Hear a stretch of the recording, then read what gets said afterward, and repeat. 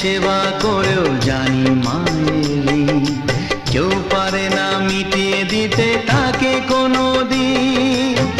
তোমারই আশীর্বাদে জীবনের প্রতি পদে যেন আমি রাখতে পারি তোমারই সুনাম মা, ও মা।